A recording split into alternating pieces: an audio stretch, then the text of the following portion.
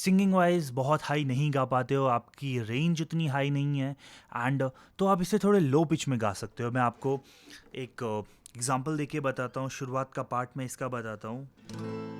तू है तो मुझे फिर और क्या चाहिए, तू है तो मुझे फिर और क्या चाहिए, किसी की ना मदद ना दुआ चाहिए, तू है तो मुझे फिर और क्या चाहिए। Hey guys, my name is Das Gunjan और स्वागत करता हूँ आपका मेरे ही चैनल द वायलेट गिटार में। और आज की वीडियो में हम बहुत ही डिटेल तरह से सीखने वाले हैं फिर और क्या चाहिए। ये गाना गाया है अरिजीत सिंह ने, सचिन जिगर ने कंपोज किया है और लिखा है अमित भट्टाचार्य ने। इस गाने के लिए आपको आपका सबसे पहले गिटार ट्यून करना है ढंग से। चेक कर लेते हैं ट्यूनिंग। स्टेप 2 में आपको केपो चाहिए, केपो की ज़रूरत होगी जिसे हम लोग 9th फ्रिट पर रखेंगे।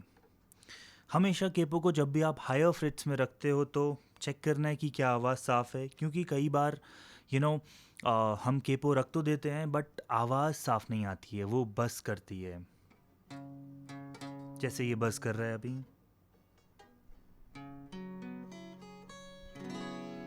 यस, थोड़े से एडजस्टमेंट के बाद ये सही हो जाता है और ये बहुत एक नॉर्मल सी चीज़ है जो सारे केपोस और सारे गिटार के साथ होता है। इनिशियली कुछ फ्रेट्स में तो इतना ज़्यादा फ़र्क नहीं पड़ेगा बट स्टिल हायर फ्रेट्स में फ़र्क पड़ता है। आज का वीडियो स्टार्ट करें उससे पहले मैं आपको बताना चाहूँगा कि अगर आप एक बिगनर हो, एक एक्सट्रीम बिगनर हो जिसने कल ही गिटार ख़रीदा है या फिर एक इंटरमीडिएट प्लेयर हो, तो आपके लिए मैंने एक कोर्स लॉन्च किया है जिसका नाम है मेक योर फिंगर्स रॉकेट। ये कोर्स उन लोगों के लिए है जिन्हें अपनी फिंगर्स को स्ट्रॉन्ग करना है कुछ एक्सरसाइजेस के ज़रिए। इस वीडियो कोर्स में मैंने स्टेप बाय स्टेप वो सारी एक्सरसाइजेस सिखाई हैं जो आपको एक एडवांस प्लेयर बनने में हेल्प करेंगी। अगर आप यह कोर्स ख़रीदना चाहते हो तो आप मुझे इंस्टाग्राम पर कोर्स डिटेल करके डीएम कर सकते हो, मैं आपको डिटेल्स भेज दूंगा, या फिर मुझे डायरेक्टली व्हाट्सएप कर सकते हो, मैं वहाँ पर आपको डिटेल्स शेयर कर दूंगा। Thank you. इसके बाद डिस्कस करते हैं कॉर्ड्स को। तो जो सबसे पहला कॉर्ड है इस सॉन्ग में वो है ई माइनर। चेक करते हैं।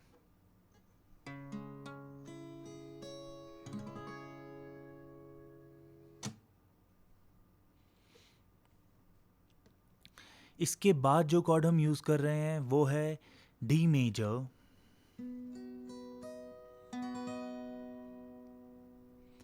सी major,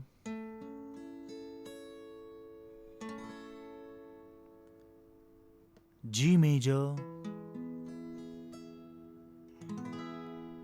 and C minor. C minor कैसे है अगर हम देखें, ये होता है बी माइनर, और अगर आप बी माइनर को एक फ्रेट ऊपर पकड़ो ये सी माइनर आपको देगा। मुझे लगता है ये हमें समझ में आया। यानी कि इंडेक्स फिंगर है थर्ड फ्रिट में सी माइनर के लिए एंड सेम बी माइनर वाला शेप है। ओके, यह होता है बी माइनर। इसे एक फ्रिट ऊपर करेंगे तो ये आपको सी माइनर कॉर्ड देगा। इसके बाद इसके स्ट्रमिंग पैटर्न की बात करें तो ये स्ट्रमिंग पैटर्न मैंने क्लोज टू ओरिजिनल रखने की कोशिश की है। इस स्ट्रमिंग पैटर्न में अगर आप ये गाना गाओगे तो ऐसा फील आएगा कि ये तो ओरिजिनल जैसा ही गाना बज रहा है। चेक करते हैं। डाउन अप चक अप, समझते हैं। डाउन तो आप आपके थंब से दोगे। अगर हम ई माइनर कॉर्ड होल्ड कर रहे हैं तो थंब जाएगा सिक्स्थ स्ट्रिंग पे। Okay, down. अप, अप हो रहा है फर्स्ट, सेकेंड और थर्ड स्ट्रिंग, रिंग, मिडल और इंडेक्स के साथ। डाउन अप चक, चक मतलब ये।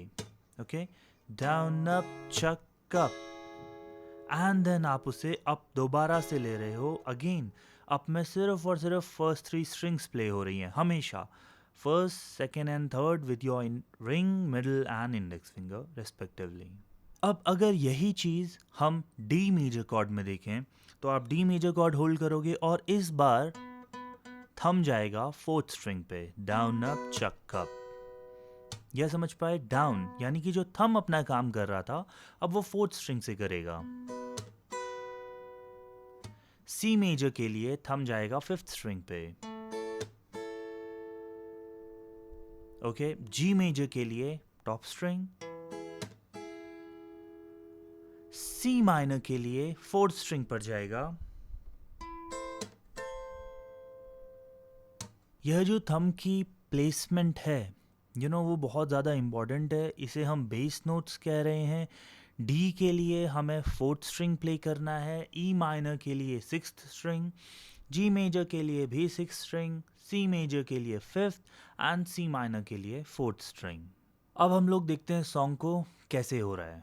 अब एक जो बहुत इम्पॉर्टेंट चीज़ है स्ट्रमिंग की, वो हमें सीखनी ही पड़ेगी। यहाँ पे डाउन अप चक अप, जो लास्ट अप है वो प्ले करते वक्त आप आपकी फिंगर्स लिफ्ट कर देंगे, भले ही आप कोई भी कॉर्ड बजा रहे हो। एंड जो उसके बाद कॉर्ड है प्रोग्रेशन में, उस कॉर्ड की तरफ होल्ड करना स्टार्ट कर देंगे। एग्जाम्पल के लिए सी के बाद डी आपको इस गाने में कई बार दिखेगा, तो मैं क्या प्ले कर रहा हूँ, C D, E minor, E minor, C D, E minor, C D, G major, E minor. आप देख रहे हो जी मेजर 2 बार प्ले करके अगर मुझे ई माइनर पर भी जाना है तो अगेन अप स्ट्रोक पे मैंने कॉर्ड को लिफ्ट किया ही है।